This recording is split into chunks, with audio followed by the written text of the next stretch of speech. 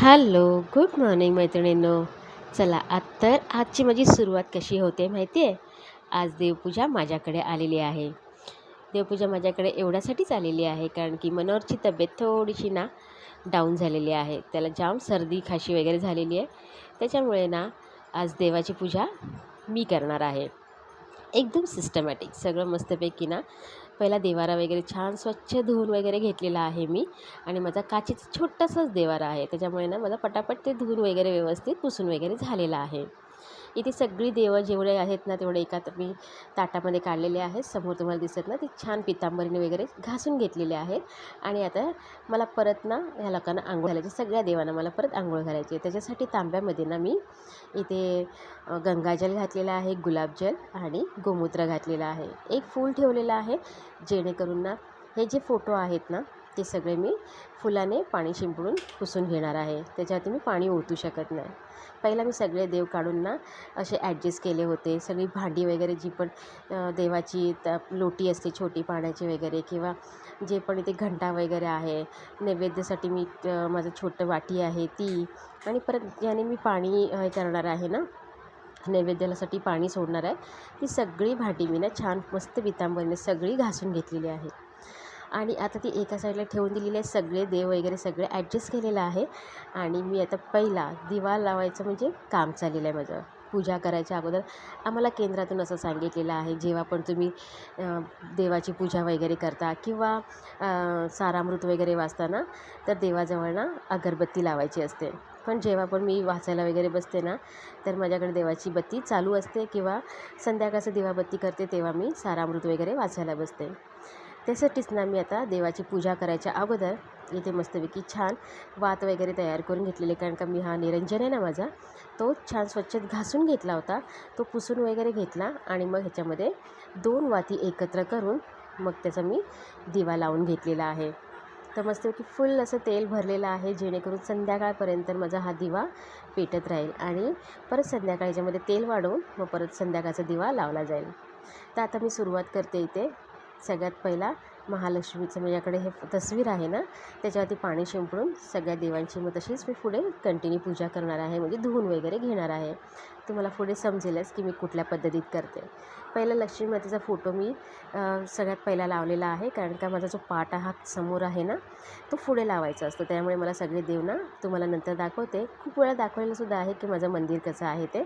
तर छान तो तस्वीर आहे ना, स्वामींची तस्वीर आणि लक्ष्मी मातेची तस्वीर मी पाठी लावते. त्याच्यानंतर पुढे पाट ठेवते आणि पाटावरती सगळ्यात पहिला गणपती बाप्पांचं मूर्ती ठेवते. तर इथे मस्तपैकी सगळे देव मी घासून पुसून वगैरे घेतलेले आहेत.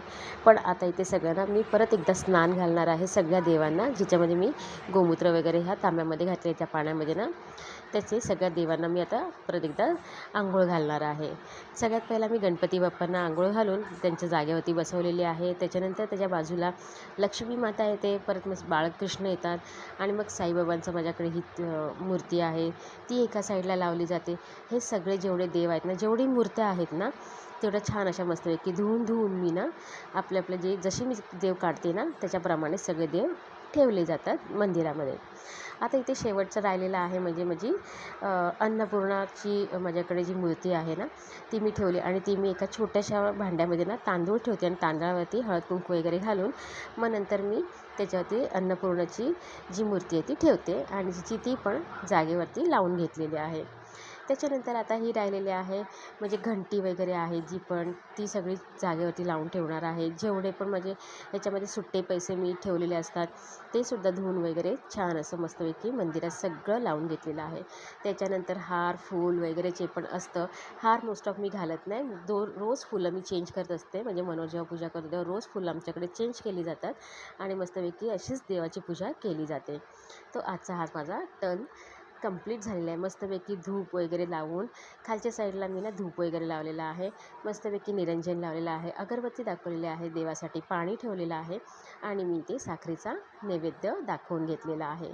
मस्त इतकं प्रसन्न वाटलं ना. खूप टायमाने मी खूप जवळजवळ मनोहर जेव्हा ऑफिसला जात होतं ना तेव्हा मी पूजा करायची. त्याच्यानंतर ना खूप क्वचित म्हणजे वर्षातून एकदा अशी मी पूजा वगैरे करत असते. असंच जेव्हा असं मनोरचं काहीतरी काम असेल किंवा तेव्हाच मी पूजा वगैरे करते. नाहीतर तोच कंटिन्यू रोज पूजा करतो आणि ते पण असंच धुवून पुसून वगैरे पूजा केली जाते. छान पूजा वगैरे झाल्याच्यानंतर आता मस्तपैकी एक कप कॉफी झाली पाहिजे आहे. 1 कप फुल भरून घेत नाही, पण अर्धा कॉफी तर झालाच पाहिजे आहे.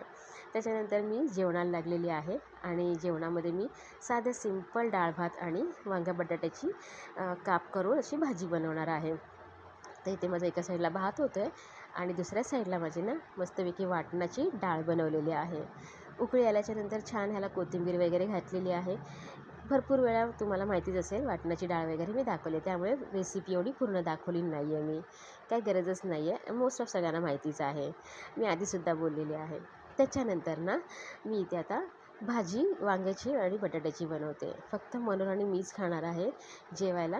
आणि मी तू काय त्याच्यातली जराशी उरली तर भाजी खाईल, ती बटाटा वगैरे निवडून ती लोकं खातात. आयुष तर वांगा बटाटा खातच नाही. त्यासाठी मी फक्त 2 वांगे घेतलेले आहेत आणि 1च बटाटा घेतलेला आहे. फोडणीला पण मस्तपैकी एकच छोटासा कांदा घेतलेला आहे, छोटा टोमॅटो घेतलेला आहे आणि ह्याच्यामध्ये मी ना जिंजर गार्लिक पेस्ट घातलेली आहे थोडीशी.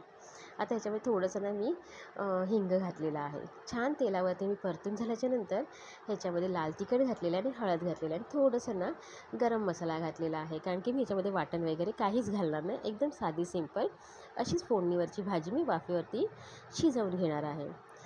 छान मसाले तेलात परतल्याच्यानंतर मी आता ह्याच्यामध्ये जे लांब असे बटाटा आणि जी वांगी कापलेली आहेत ना ती घालणार आहे आणि परत एकदा ती भाजीसुद्धा तेलात आणि ह्या मसाल्यामध्ये सगळी परतून घेणार आहे. मस्त भाजी परतल्याच्यानंतर ह्याच्यामध्ये मी आता चवीप्रमाणे मीठ घालणार आहे आणि परत एकदा भाजी छान अशी परतून घेणार आहे. इतकी छान होते ना ही भाजी, एकदम साधी सिंपल आहे. याच्यामध्ये कुठली जास्त झंझटगिरी नाही किंवा वाटण वगैरे. माझ्या घरामध्ये मोस्ट ऑफ ना वाटण वगैरे लागतंच आणि वांगा बटाट्याची भाजी पण माझ्याकडे वाटणाची बनवली जाते प्रत्येक टायमाला. पण मी बोलली की नाही, आता फक्त आपल्या दोघांसाठीच, मनोहरसाठी आणि माझ्यासाठी बनवायची. मग त्याला बोलली मी वाटण वगैरे घालणार नाही, एकदम साधी सिंपल भाजी बनवणार आहे. आणि उन्हाळा असल्यामुळे काय होतं, खूप असं वाटणाचं वगैरे किंवा जास्त अति तिखट, जसं आता हे पण लालच दिसतंय, पण काय आहे वाटणाची डाळ असल्यामुळे ह्याचा जरासा तिखटपणा कमी होऊन जाईल. इथे मस्तपैकी तुम्ही बघू शकता भाजी छान मस्त गरगरीत अशी वांगी वगैरे शिजलेली आहेत. मस्त बघूनच तोंडाला पाणी सुटतं आहे.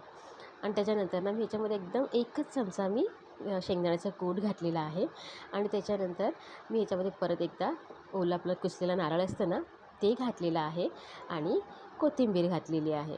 छान भाजी तुम्ही बघू शकता, भाजी इतकी साधी सोपी आणि दिसायला पण किती छान दिसते ना.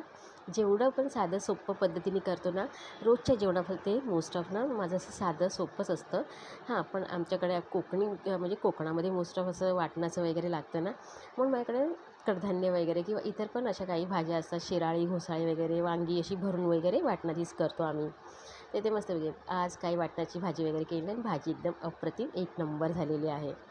छान मस्तपैकी सगळं जेवण माझं झालेलं आहे आणि कामंसुद्धा झालेली आहेत. तर इथे माझी आता प्लेट होते दुपारसाठी. तर इथे मस्तपैकी भाजी वांग्या बटाट्याची, डाळ भात आणि थोडंसं ना सलाड बनवलेलं आहे, फक्त काकडी आणि गाजर. तर आजची प्लेट माझी आता तयार झालेली आहे. चला तर या सगळ्यांनी जेवायला. आणि आजचा हा जो शॉर्टकट मस्तपैकी छोटासा जो ब्लॉग बनवलेला आहे ना, तो तुम्हाला कसा वाटला ते कमेंट करून नक्की सांगा. आणि जर आवडला असेल ना तर लाईक, शेअर, सबस्क्राईब नेहमीप्रमाणे. बाय.